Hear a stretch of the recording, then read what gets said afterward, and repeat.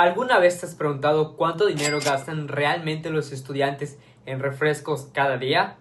En la materia de probabilidad y estadística se llevó a cabo un estudio dentro del COBAY Plantel Santa Rosa, con el propósito de analizar este hábito cotidiano. A través de encuestas y el uso de herramientas estadísticas como las gráficas y medidas de tendencia central, se procesaron datos reales para entender mejor este comportamiento. Los resultados muestran cómo la estadística no solo analiza números, sino que también ayuda a comprender situaciones reales y a tomar mejores decisiones para la vida cotidiana. Así que acompáñenos a ver cómo nos fue.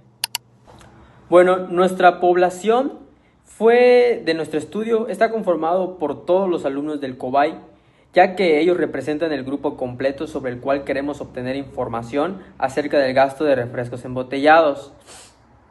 Es decir, incluye todos los estudiantes del plantel, aunque no todos fueron encuestados como tal.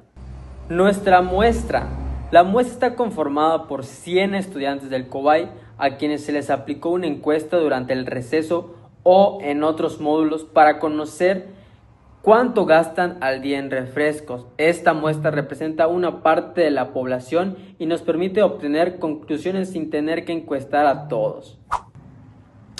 Nuestro tipo de muestreo utilizado fue el muestreo por conveniencia, ya que seleccionamos a los estudiantes que estaban disponibles en el momento que nosotros salíamos a encuestarlos. Esto significa que no se eligieron al azar completamente, sino que se encuestó a quienes eran más fácil de acceder. Aunque este tipo de muestreo no es totalmente aleatorio, el tamaño de la muestra y el hecho de que todos son estudiantes del mismo plantel permite obtener resultados representativos del grupo. Hola, a mí me tocó explicar el proceso de recolección de datos que hicimos nosotros. En este caso, para realizar ese proyecto, realizamos una mini encuesta a 100 jóvenes de nuestra escuela, con la pregunta: ¿cuánto gastas al día en refrescos embotellados? Nosotros hicimos la encuesta en el receso, ya que consideramos que es un momento adecuado para los jóvenes y para nosotros obtener respuestas rápidas y concisas. Nosotros apuntamos los datos en nuestros dispositivos móviles y apuntando cuidadosamente cada cantidad que nos decían. Ya con las 100 respuestas, nosotros organizamos los datos en intervalos de clase. Finalmente hicimos los cálculos necesarios para interpretar los datos y obtener las conclusiones necesarias para realizar lo que nos pedían. Primero, después de recolectar los 100 datos de la encuesta, organizamos la información para poder analizarla mejor. Para eso, identificamos el valor mínimo y el valor máximo de los datos, que fueron 31 y 100 pesos. Respectivamente, calculamos el rango, que es la diferencia entre el valor mayor y el menor. En este caso fue de 69 pesos. Después determinamos cuántos intervalos usar. Para eso utilizamos la regla de Sturges, que nos dio aproximadamente 7 intervalos. Con esto calculamos la amplitud de la clase, es decir, cuánto iba a medir cada intervalo. Dividimos el rango entre el número de intervalos, obteniendo un valor cercano a 10. Y finalmente, con esa amplitud construimos los intervalos, como por ejemplo de 30 a 40, de 41 a 50 y así sucesivamente hasta llegar a 100. Esto nos permitió agrupar los datos en rangos y facilitar su análisis. Una vez que ya teníamos los intervalos, el siguiente paso fue construir la tabla de frecuencias. En cada intervalo contamos cuántos datos caían dentro de ese rango. A esto se le llama frecuencia absoluta. Por ejemplo, en el intervalo de 30 a 40 hubo 15 alumnos. También calculamos la frecuencia relativa, que es la proporción de datos en cada intervalo respecto al total. Esto se obtiene dividiendo la frecuencia entre los números de datos. Además, incluimos la frecuencia acumulada, que consiste en ir sumando las frecuencias de cada intervalo para ver cómo se van acumulando los datos.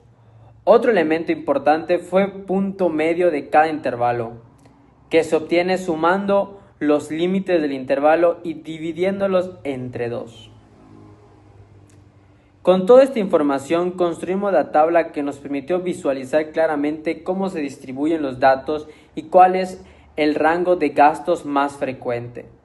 Bueno, y gracias a esta organización en intervalos y la tabla de frecuencias, pudimos transformar datos sin ordenar en información clara y fácil de interpretar, lo que nos permitió analizar el comportamiento del gasto de los estudiantes de manera más precisa.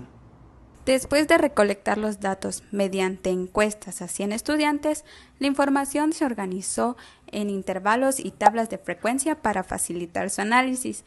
Posteriormente, se calcularon medidas de tendencia central y dispersión como la media, mediana y moda. Los resultados mostraron que el gasto promedio diario fue de 69.61 pesos y el valor más frecuente fue de 90 pesos. Finalmente, con ayuda del histograma y la gráfica de pastel, se interpretó que más de la mitad de los estudiantes gastan más de 70 pesos diarios en refrescos embotellados.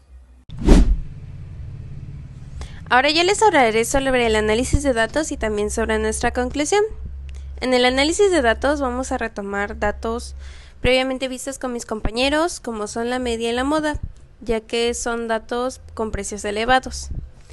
En nuestra media tenemos un gasto de 69 pesos con 61 centavos, que en realidad no se ve mucho, pero si contamos que es un gasto diario, realmente es bastante. Y en nuestra moda vemos que el dato más repetitivo es el intervalo de 81 a 90 pesos. Estos son gastos importantes y considerables, ya que mensualmente los alumnos del plantel Santa Rosa estarían gastando 1.500 pesos mensuales y ya sería solamente centrado en refrescos embotellados. Así que podríamos decir en nuestra conclusión que el análisis de datos a través de gastos por refrescos embotellados fue un proyecto que nos permitió ver cómo se comportaban los datos a través de un estudio sistematizado y organizado. Este proyecto está relacionado con la probabilidad y la estadística, ya que vimos previamente datos en clases como la media, la moda, la mediana, rango y varianza, que son datos que se utilizaron en este proyecto. Así, pudimos aplicarlos en nuestra vida diaria haciendo esta encuesta que nos reflejó varios datos interesantes que fueron gastos que antes no habíamos considerado. Vimos que la probabilidad y la estadística es una herramienta útil para tener un análisis más objetivo. Gracias.